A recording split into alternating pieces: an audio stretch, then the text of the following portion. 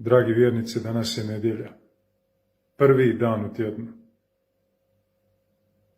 Nije vikend, nije kraj tjedna. Nedjelja je početak tjedna. To je dan stvaranja, dan Isusovog uskrsnuća.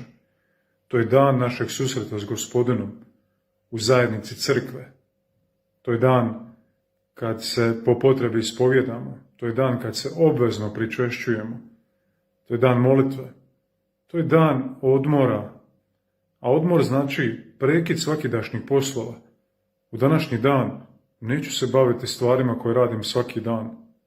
Tako djeca današnji dan ne bi trebala učiti, ne bi smjela učiti. Roditelji bi trebali zabraniti učenje danas. Pisanje, sve. Vjernicima govorim. Danas je dan kad nema potrebe ići u vrtove. Možeš raditi druge dane. Branje maslina, ne znam, ići u lov, ubijati životinje. Pa zar nije i životinjama danas dan odmora?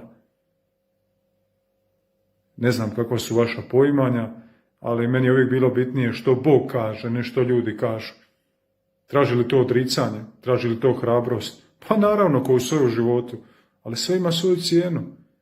Je li mudro nedjeljom poslušati Gospodina, učiniti taj dan danom blagoslova, danom radosti, danom zahvale? Ne znam. Odvažite se, ako smijete. Ja sam se odvažio davno i blagosiljan i zahvaljujem Gospodinu na tome. Nedjelju ne bi nikad mijenjao za nijedan drugi dan, jer je ona poseban dan od Gospodina dan.